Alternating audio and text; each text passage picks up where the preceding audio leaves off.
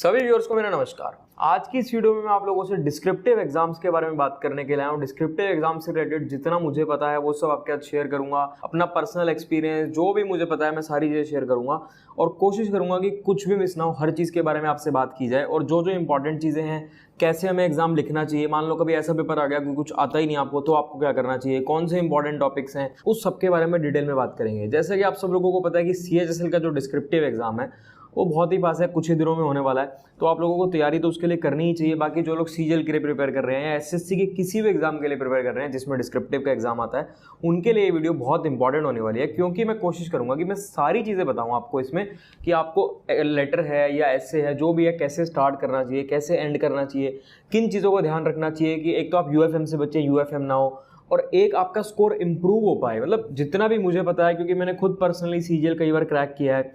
2018 में मेरा पहला अटेम्प्ट था। अपने पहले अटेम्प्ट में जो मेरी फर्स्ट प्रेफरेंस थी वो फर्स्ट प्रेफरेंस मुझे मिली। तो मैं अपने आपको पूरा एक्सपीरियंस शेयर करूंगा। तो मैं कोशिश करूंगा कि अपनी साइड से आपको बेस्ट बताऊं, क्योंकि देखो ये जो डिस्क्रिप्टिव होता है ना, ये एक किस्म से फाइनल स्टेज ही होती है, क्योंकि इसके बाद तो जो जो एग्जाम्स होते हैं वो सब क्वालिफाइंग इन नेचर होते हैं, चाहे CGL हो, चाहे CHSL हो, कोई भी SSC का एग्जाम हो। तो कुछ लोगों के साथ क्या होता है कि वो इतनी मेहनत करके Tier 1 Tier 2 या जो भी जितने भी एग्जाम्स होते हैं वो सब क्वालिफाई करके अपने डिस्क्रिप्टिव तक पहुंचते हैं, और डिस्क्रिप्टिव में फिर वो लोग रिजेक्ट हो जाते हैं। डिस्क्रिप्टिव में मान लो किसी का UFM हो गया या किसी के मार्क्स कम आ गए तो उस वजह से वो रिजेक्ट हो गए, तो ये बहुत गलत होता है। मैं पर्सनली खुद एक ऐसे इंसान को जानता हूँ जिसका SSC CGL 2019 जिसका रिजल्ट अभी कुछ दिन पहले ही हाल फिलहाल में आया था, उसमें उसका बहुत अच्छा स्कोर बन रहा था। हमारी बात हुई तो मैंने उसको बोला कि भाई इंस्पेक्टर बन गया तू, तो मतलब इतना अच्छा स्कोर है कि डिस्क्रिप्टिव का रिजल्ट तब तक नहीं आया था कि भाई तू इंस्पेक्टर तो बन ही जाएगा, इतना अच्छा तेरा स्कोर है। वो ASO इन MA का पूछ रहा था, तो मैंने कहा था ASO इन MA भी 99% मिल जाएगा, लेकिन इंस्पेक्टर तो पक्का बन जाएगा। और उसका डिस्क्रिप्टिव में क्या हुआ, डिस्क्रिप्टिव में आ गया उसके 0 नंबर। अब भाई देखो, मतलब उसने इतनी मेहनत करी, कहाँ हम सोच रहे थे कि इंस्पेक्टर लग जाएगा, उसकी नौकरी बस फाइनल सी है, और डिस्क्रिप्टिव में 0 आ गए, और बिल्कुल सपना, बिल्कुल कितना दुख होता है यार। आप खुद समझ सकते हो कि जो आदमी इतनी मेहनत करके वहां तक पहुंचे और ऐसा हो जाए तो कितना दुख होता है। तो मैं यही चाहता हूँ कि आप में से किसी के साथ भी ऐसा कुछ ना हो, तो इसीलिए मैं आप लोगों के साथ ये सारी चीजें डिस्कस करने के अलावा अपने नोट्स भी लेकर के आया हूँ। ये मैंने नोट्स बनाए थे, ये एक ही रजिस्टर था, मैंने नोट्स बनाया था इसका डिस्क्रिप्टिव के लिए, इससे भी मैं पढ़ा था। ये भी आपको बताऊंगा कि नोट्स कैसे बनाए थे, और थोड़े बहुत नोट्स आपको दिखाऊंगा जो मुझे इंपॉर्टेंट चीजें लगती है। तो मेन मैं ये चाहता हूँ कि कोई भी इंसान जो इतनी मेहनत करके वहां तक पहुंचा है ना, इतनी मेहनत करने के बाद वो रिजेक्ट ना हो जाए, क्योंकि आप लोगों को पता ही है कि देखो एक कितना समय लग जाता है, इसमें बहुत टाइम टेकिंग प्रोसेस है। तो ऐसा ना हो कि एक छोटी सी गलती की वजह से आपकी सारी मेहनत खत्म हो जाए। देखो SSC एक लंबा मैराथन है, यहाँ पेशेंस और कंसिस्टेंसी से एग्जाम क्लियर होता है।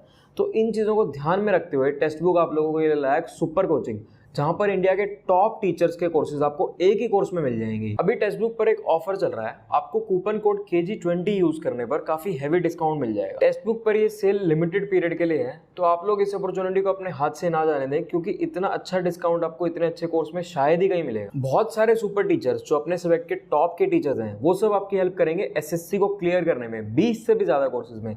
जैसे कि अगर मैं आपको एक दो बताऊं तो जैसे geography bye Paramount, history by Paramount, इस टाइप के आपको कोर्सेज मिल जाएंगे टॉप टीचर्स के। इसमें डेली लाइव क्लासेस भी हैं, जिसमें आपको डाउट्स क्लियर करने में काफी हेल्प मिलेगी और काफी बेटर प्रिपेयर कर पाओगे आप। इसमें आपको 3000 से भी ज्यादा मॉक टेस्ट मिलेंगे, जिसमें आप मेंस या प्रीलिम्स इन सब के मॉक टेस्ट लगा सकते हो। 200 से भी ज्यादा स्टडी नोट्स ऑलमोस्ट हर सब्जेक्ट जैसे मैथ्स, रीजनिंग, इंग्लिश, GK आपको इसके साथ साथ मिलेंगे, जिन्हें आप एज अ PDF भी डाउनलोड कर सकते हो। तो जो लोग भी SSC के किसी भी एग्जाम की तैयारी कर रहे हैं वो लोग इसका फायदा उठा सकते हैं, क्योंकि ये डिस्काउंट रोज रोज नहीं आता। तो अगर आप लोग इसका फायदा उठाना चाहें तो आपको इसके सारे लिंक्स डिस्क्रिप्शन में मिल जाएंगे, और कूपन कोड KG20 यूज करोगे तो आपको इस पर हैवी डिस्काउंट मिल जाएगा। तो देखो भाई, सबसे पहले तो मैं बता दूं कि जो डिस्क्रिप्टिव का खेल है ना, ये सारा प्रैक्टिस का खेल है। आपको लिखना है, आपको घर पर लिख के प्रैक्टिस करनी है, रीड करना है और लिखना है। आजकल थोड़ा सा लिमिटेड समय मिलता है इसके लिए, तो आपको उस समय को अच्छे से यूटिलाइज करना है, और जितना भी समय है उतने समय में आप जितना मैक्सिमम एफिशिएंसी से पढ़ सकते हैं उतना पढ़ना है। तो कोशिश ये करनी है कि जो एग्जाम ओरिएंटेड, एग्जाम स्पेसिफिक जो टॉपिक्स है ना, आप कोशिश करो कि वो टॉपिक्स पढ़ो। क्योंकि देखो, जो आप कोशिश करो कि जो अभी फिलहाल चल रहा है ना इस दुनिया में, करंट में जो चल रहा है, कई बार क्या होता है उससे रिलेटेड टॉपिक्स भी आ जाते हैं, तो आप उससे रिलेटेड टॉपिक्स पढ़ो, प्लस जो कुछ प्रीवियस ईयर एग्जाम्स है वो पढ़ो, फॉर्मेट वगैरह सबका ध्यान रखना। तो इसके लिए देखो, ये बुक है, ये SSC, CHSL एंड MTS के लिए डिस्क्रिप्टिव की बुक है। इसमें आपको बहुत सारे एसेज, लेटर्स, मतलब प्रैक्टिस के लिए काफ़ी सारी चीज़ें मिल जाएंगी। इसमें एक तो आपको जितने भी आपको टॉपिक्स मिलेंगे ना, मोस्टली आपको एग्जाम स्पेसिफिक मिलेंगे कि जैसे इस टाइप के टॉपिक्स एग्जाम में आते हैं मिलते जुलते, या करंट से जो रिलेटेड टॉपिक्स हैं वो सब मिलेंगे आपको। और इसी के साथ साथ ना कुछ पिछले सालों के, कुछ प्रीवियस ईयर्स के भी आपको, जैसे CHSL के हो गए या MTS के हो गए, पिछले सालों के कुछ ऐसे क्वेश्चंस मिल जाएंगे, कुछ सैम्पल टाइप मिल जाएंगे जो आए हैं। उसी के साथ साथ ना इसमें स्टार्टिंग में आप पढ़ोगे ना जब बुक को, तो बहुत सारी चीज़ों को ढंग से समझाया गया कि अगर ऐसे लिखना है या अगर लेटर लिखना है तो कैसे स्टार्ट करना चाहिए, कैसे एंड करना चाहिए। तो वो मतलब बहुत क्रिस्प में, बहुत छोटे से उसमें आपको मतलब ज़्यादा समय भी नहीं लगेगा आपका, आप रीड करोगे तो आपको ऐसे समझाया गया कि आप इजीली आपको समझ में आएगा। और ये बुक ना आपको हिंदी और इंग्लिश दोनों में अवेलेबल होती है। तो मैं कोशिश करूंगा कि इस बुक्स के जो लिंक हैं वो मैं डिस्क्रिप्शन में डाल दूं, ताकि अगर आप लोग लेना चाहें तो आप ले सकते हैं। तो आप लोग कोशिश करो, जो लोग भी डिस्क्रिप्टिव की तैयारी कर रहे हैं, कि वो बुक से पढ़ें और इसमें जितने भी टॉपिक्स हैं ना, कोई भी टॉपिक मिस ना हो। अगर आप ढंग से टाइम यूटिलाइज करके पढ़ोगे ना, जितना भी टाइम होता है, तो ईजिली आप एक बुक को तो कवर कर ही सकते हो। तो इसमें जितने भी टॉपिक्स हैं सबको रीड करो, सबको प्रैक्टिस करो, थोड़ा बहुत कुछ खुद लिखने की कोशिश करो। आप एक क्या अप्रोच कर सकते हो फॉलो, जैसे आपने कोई टॉपिक पढ़ लिया, मान लो कोई भी टॉपिक है, for example effects after Covid या कुछ भी ऐसा टॉपिक है, तो वो टॉपिक पढ़ो। पहले यहाँ से रीड मत करो, पहले आप खुद लिखने की कोशिश करो जितना भी आप लिख पा रहे हो। उसके बाद आप अपना लिखने के बाद यहाँ से रीड करो, फिर आप देखो कि हाँ यार इसमें क्या ऐसी बेटर चीज़ें थी जो मैं उसमें ऐड कर सकता था। उससे आपको पता चलेगा कि आपकी क्या गलतियाँ हैं, आप कैसे इंप्रूव कर सकते हो, आप कैसे उसको बेटर कर सकते हो। अब मैं आपको कुछ और चीज़ें बताता हूँ अपना एक्सपीरियंस कि मैं क्या करता था, कैसे करता था। तो देखो, सबसे पहले तो मैं आपको बता दूं कि मैंने ना एक नोटबुक बना रखी थी डिस्क्रिप्टिव के लिए, पूरी भरी हुई है नोटबुक। अगर अब जैसे कैमरे में तो पता नहीं है दिखेगा नहीं दिखेगा, ये देखो, ये पूरा लास्ट पेज तक ना ये पूरी की पूरी नोटबुक भरी हुई है। ये एक ही नोटबुक भरी थी मैंने। तो इसमें एक तो मैं प्रैक्टिस करता था, जो जो मुझे इंपॉर्टेंट टॉपिक्स लगते थे, जो उस समय, जैसे उस समय जो इंपॉर्टेंट टॉपिक्स चल रहे थे ना, एक तो आर्टिकल 370 जो है वो काफ़ी इंपॉर्टेंट टॉपिक लग रहा था मुझे, उसके बारे में मैंने लिखा। फिर उस समय सिंगल यूज प्लास्टिक बैन ये सब चल रहा था, और मतलब बहुत सारी जो जो उस समय की चीज़ें थी इंपॉर्टेंट, वो सब मैंने कोशिश करी थी लिखने की, नोट डाउन करने की। और फॉर्मेट्स वगैरह बड़े इंपॉर्टेंट होते हैं, फॉर्मेट्स को नोट डाउन करा था। वो फॉर्मेट जो भी जितने भी फॉर्मेट्स हैं मैंने फर्स्ट पेज पर फॉर्मेट्स नोट करे हुए थे। उसके बाद ना मैंने ओपनिंग और क्लोजिंग लिखे हुए थे कुछ इंपॉर्टेंट। मैं एक दो आपको एग्जाम्पल बोलकर दिखा देता हूँ। देखो, जैसे लेटर आता है, जनरली लेटर आ ही जाता है एग्जाम में, चाहे फॉर्मल है चाहे इनफॉर्मल है। तो मैंने ना कुछ ओपनिंग क्लोजिंग एक दो बता देता हूँ। जैसे अगर मैं पहले ओपनिंग की बात करूँ, मान लो आपने किसी न्यूज़पेपर के एडिटर को लेटर लिखना है, तो उसके लिए मैंने कुछ ऐसे सेंटेंसेस लिखे हुए थे कि मैं मतलब रीड कर लेता था कि जब एग्जाम में जाऊँ तो उस समय मेरे को ध्यान में रहे, तो मैं ऐसा लिख पाऊँ। जैसे अगर न्यूज़पेपर के एडिटर को लिखना है तो स्टार्ट कैसे कर सकते हैं, देखो, through this esteemed column of your prestigious newspaper I would like to draw the attention of concern authorities towards, आगे जो भी टॉपिक होगा। अब मान लो किसी आपने अथॉरिटी को लिखना है, मान लो आप RWA के प्रेसिडेंट हो, क्वेश्चन में ऐसा आ गया, और आपको MCG के म्युनिसिपल कॉर्पोरेशन के कमिश्नर को लिखना है, तो उसमें आप कैसे लिख सकते हो? उसमें आप देखो इस टाइप से लिख सकते हो। मान लो कुछ ऐसी प्रॉब्लम है जो प्रॉब्लम सॉल्व नहीं हो रही बड़े समय से, या कुछ भी ऐसा है, तो आप लिख सकते हो it is high time you paid attention towards, या आप लिख सकते हो इट जैसे कोई मतलब इशू है जो सॉल्व नहीं हो रहा, it pains me greatly to write that, आगे जो भी इशू होगा। अब ये तो मतलब वैसे तो मैंने बहुत सारे लिखे हुए थे, अभी आपको एक दो एग्जांपल बताया। अगर आप कहोगे तो मैं आपको कोशिश करूंगा, अगर आप ज़्यादा लोग नोट्स की डिमांड करेंगे तो कोशिश करूंगा कि आपको नोट्स प्रोवाइड करवा पाऊँ। अब क्लोजिंग की अगर बात करूँ, मान लो जैसे मैंने बताया कि आप RWA के प्रेसिडेंट हो और आपने किसी भी प्रॉब्लम के रिगार्डिंग म्युनिसिपल कॉर्पोरेशन के कमिश्नर को लिखा या किसी ऐसी अथॉरिटी को लिखा, तो एंड अप कैसे कर सकते हो? एंड अप कर सकते हो, I hope you will take prompt action for the redressal of my grievances and will take stern actions against the erring staff। मतलब कि जो स्टाफ था वो इशू को रिजॉल्व नहीं कर पा रहा था, तो आप उसके खिलाफ एक्शन लोगे और जो भी हमारा प्रॉब्लम है उसको सॉल्व करोगे। अब एक और एग्जांपल देता हूँ, जैसे मान लो कोई आप कहीं जा रहे हो, आपका काम नहीं हो पा रहा, आप सीनियर्स को, उनके हायर अथॉरिटीज़ को लिख रहे हो, तो आप एंडिंग कैसे कर सकते हो?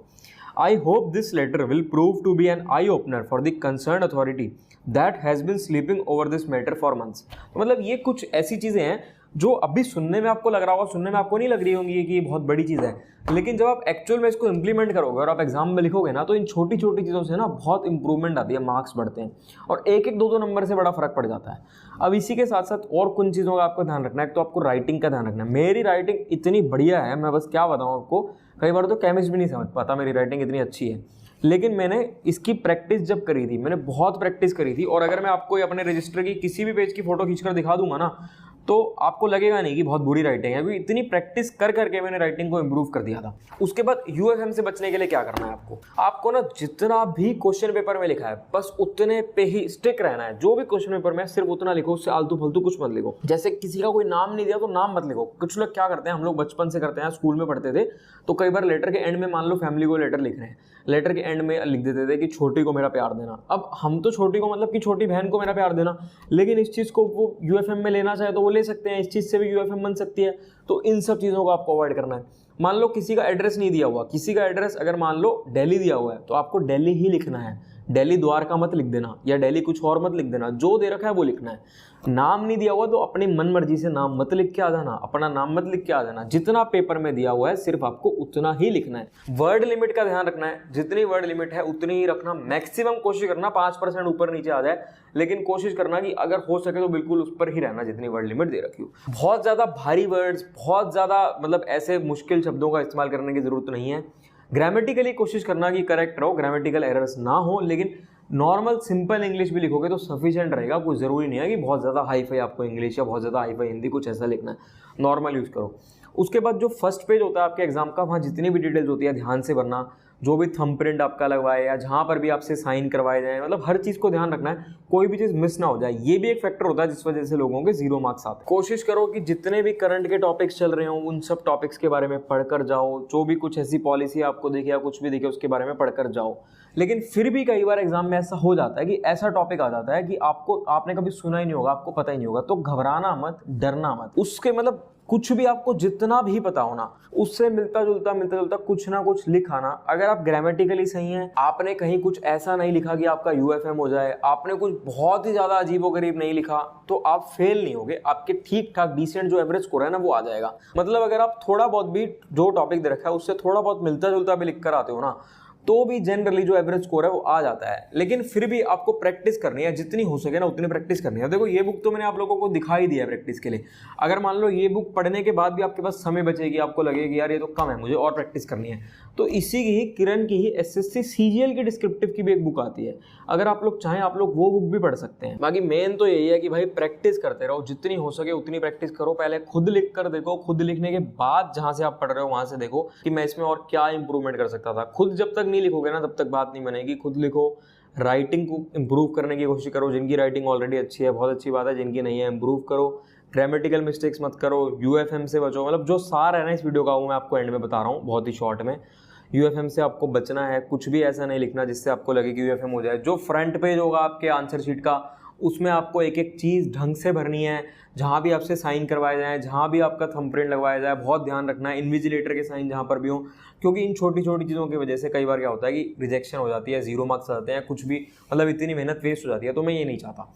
उसके बाद ये जो मैंने आपको अपने नोट्स दिखाए हैं, अगर बहुत ज़्यादा लोग कहेंगे, डिपेंड करता है कि कितने लोग कहते हैं। अगर मुझे ऐसा लगता है कि बहुत लोगों की डिमांड आ रही है तो मैं कोशिश करूँगा कि PDF बनाकर डाल दूँ, क्योंकि बहुत ज़्यादा नोट्स तो है नहीं, एक पतला सा रजिस्टर ही है। और उसमें भी जो टॉपिक्स हैं उनकी तो PDF अगर नहीं भी डालूंगा, जो इंपॉर्टेंट चीज़ें हैं जैसे मैंने आपको फॉर्मेट दिखाया या ओपनिंग दिखाई, क्लोजिंग दिखाई, इनकी PDF डाल दूंगा तो आपके लिए काफ़ी हेल्पफुल रहेगी। टेक्स्ट बुक के सारे लिंक्स आपको हमारे डिस्क्रिप्शन में मिल जाएंगे। भाई लगे रहो तैयारी में। जो लोग यहाँ तक पहुँचे हो, फाइनल स्टेज तक पहुँचे हो, वो लोग ढील कहीं पर भी मत छोड़ना। कोशिश करना कि जितना अच्छे से प्रिपेयर कर पाओ उतना अच्छे से प्रिपेयर करो। एग्जाम के जितने भी लेवल्स होते हैं सारे ही इंपॉर्टेंट होते हैं, कोई भी लेवल ऐसा नहीं होता। कुछ लोग सोचते हैं डिस्क्रिप्टिव ही तो है लिख लेंगे, और कई बार वो ही लोग मतलब उन लोगों को दिक्कत हो जाती है कि बहुत कम स्कोर करते हैं। और इसमें भी मान लो आपके 5-10 नंबर फालतू आ गए ना, तो ये 5-10 नंबर आपको बहुत ज़्यादा आगे ले जाएंगे। तो इसलिए ढील मत छोड़ना, तैयारी में लगे रहो। कोई भी डाउट हो, कुछ भी पूछना चाहो, हमारे इंस्टाग्राम, टेलीग्राम सारे लिंक्स आपको हमारे डिस्क्रिप्शन में मिल जाएंगे। ठीक है, फिर मिलेंगे आपसे अगली वीडियो में।